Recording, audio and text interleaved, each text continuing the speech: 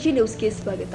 ಹಾಸನ ನಗರದ ಹೃದಯ ಭಾಗವಾದ ಕಸ್ತೂರಬಾ ರಸ್ತೆಯಲ್ಲಿ ರಸ್ತೆ ಮತ್ತು ಫುಟ್ಪಾತ್ಗಳನ್ನು ಆಕ್ರಮಿಸಿಕೊಂಡು ಅನಧಿಕೃತವಾಗಿ ಹಣ್ಣಿನ ಅಂಗಡಿಯನ್ನ ಹಾಕಿಕೊಂಡಿದ್ದ ವ್ಯಾಪಾರಿಗಳ ವಿರುದ್ಧ ಗುರುವಾರ ಬೆಳಗ್ಗೆ ಮಹಾನಗರ ಪಾಲಿಕೆ ದೊಡ್ಡ ಮಟ್ಟದ ತೆರವು ಕಾರ್ಯಾಚರಣೆ ಮಾಡಿದೆ.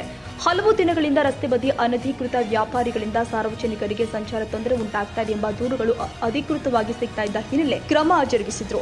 ಬೆಳಗ್ಗೆ ಆರಂಭವಾದ ಕಾರ್ಯಾಚರಣೆಯ ವೇಳೆ ಪೌರ ಕಾರ್ಮಿಕರು, ಸೂಪರ್ವೈಸರ್ಗಳು, ಆರೋಗ್ಯ ನಿರೀಕ್ಷಕರು ಮತ್ತು ಪಾಲಿಕೆ ಸಿಬ್ಬಂದಿಗಳು ಒಂದಾಗಿ ತಂಡ ರಚಿಸಿ ಫುಟ್ಪಾತ್ ಹಾಗೂ ರಸ್ತೆ ಬದಿಯಲ್ಲಿ ಹಾಕಿದ್ದ ಅಂಗಡಿಯನ್ನ ತೆರವುಗೊಳಿಸಿದ್ರು. ಈ ಸಂದರ್ಭದಲ್ಲಿ ಅನಧಿಕೃತ ವ್ಯಾಪಾರಿಗಳು ಅಭ್ಯಂತರ ವ್ಯಕ್ತಪಡಿಸಿ ಪಾಲಿಕೆ ಸಿಬ್ಬಂದಿಗಳೊಂದಿಗೆ ವಾಗ್ವಾದ ನಡೆಸಿದ ಘಟನೆ ಕೂಡ ಉಂಟಾಯಿತು. ಕೆಲವು ವ್ಯಾಪಾರಿಗಳು ತಮ್ಮ ಜೀವನೋಪಾಯ ಕಳೆದುಕೊಳ್ಳುತ್ತಿದ್ದೇವೆ ಎಂದು ಅಸಮಾಧಾನ ವ್ಯಕ್ತಪಡಿಸಿದರೆ ಸಾರ್ವಜನಿಕರು ಸಂಚಾರಕ್ಕೆ ಮಾರ್ಗ ತಡೆ ಉಂಟಾಗ್ತಾ ಇದೆ ಎಂದು ಪಾಲಿಕೆಯ ಕ್ರಮವನ್ನು ಕೆಲವರು ಸ್ವಾಗತ ಮಾಡಿದರು. ಮಹಾನಗರ ಪಾಲಿಕೆಯ ಪೌರಾಯುಕ್ತ ಕೃಷ್ಣಮೂರ್ತಿ ಸ್ಥಳಕ್ಕೆ ಭೇಟಿ ಕೊಟ್ಟು ಪರಿಸ್ಥಿತಿಯನ್ನು ಪರಿಶೀಲಿಸಿದ್ರು.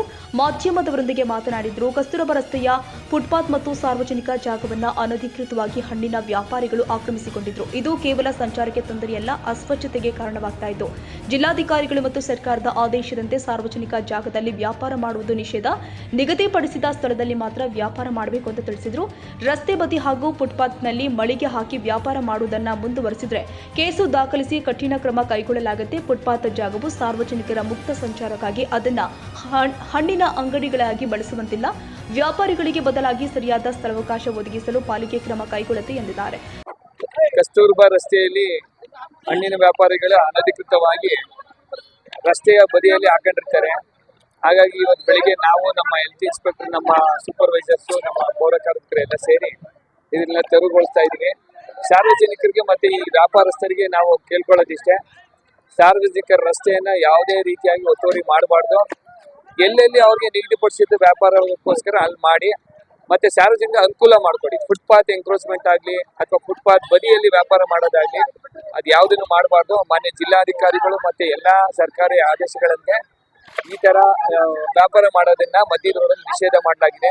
ಫುಟ್ಪಾತ್ನ ಆದಷ್ಟು ಸಾರ್ವಜನಿಕರಿಗೆ ಬಿಟ್ಕೊಡ್ಬೇಕು ಅಂತ ಈ ಹಣ್ಣಿನ ವ್ಯಾಪಾರಿಗಳಿಗೆ ನಾವು ಕೇಳ್ಕೊತಾ ಇದ್ದೀವಿ. ಇಲ್ಲ, ಈಗ ಪ್ರತಿದಿನ ನಾವು ಸೂಪರ್ವಿಷನ್ ಮಾಡ್ತೀವಿ. ಮುಂದೆ ಈ ರೀತಿ ಮತ್ತೆ ಏನಾರು ಹಾಕಿದ್ರೆ FIR ಹಾಕಿ ಅವ್ರ ಮೇಲೆ ಶಿಸ್ತು ಕ್ರಮ ಕೈಗೊಳ್ಳಕ್ಕೆ ನಾವು ಶಿಫಾರಸು.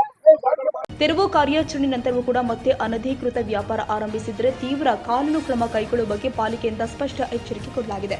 ಈ ಕ್ರಮದಿಂದ ರಸ್ತೆಯ ಎರಡೂ ಬದಿಗಳ ಸಂಚಾರ ಸುಗಮವಾಗುವ ನಿರೀಕ್ಷೆ ವ್ಯಕ್ತವಾಗಿದೆ. Parvez Ahmed, AG News. ಕನ್ನಡಿಗರ ಮೆಚ್ಚಿನ ನಿಮ್ಮ ಎಜೆ 24/7 ನ್ಯೂಸ್ ಕನ್ನಡ ವಾಹಿನಿ ಇದೀಗ ಟಿವಿಯಲ್ಲಿ ಲಭ್ಯ. ವೇಳೆ ನೋಟಿಸ್ ಕೊಟ್ಟಿದ್ರೆ ವಾಪಸ್ ತಗೋತೀವಿ. ಇವತ್ತು ವಕ್ಫ್ ಪ್ರಾಪರ್ಟಿ ಅಂತೇಳಿ ಬರ್ತದೆ ಅಂತ ಹೇಳಿದ್ರೆ ರೈತರು ಬೀದಿಗೆ ಬಂದ್ರೆ ಏನ್ ಮಾಡ್ಬೇಕಾಗುತ್ತೆ? ಯಾರು ವೋಟ್ ಹಾಕಿಲ್ಲ ಅಂದ್ರೆ ಗ್ಯಾರಂಟಿನೆಲ್ಲ ಸ್ಟಾಪ್ ಮಾಡ್ಬಿಡ್ತೀವಿ.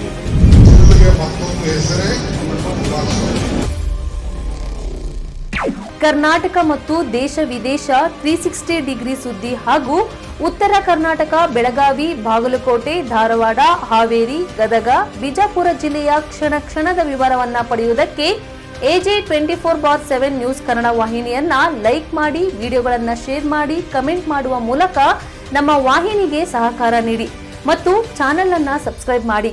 ಧನ್ಯವಾದಗಳು.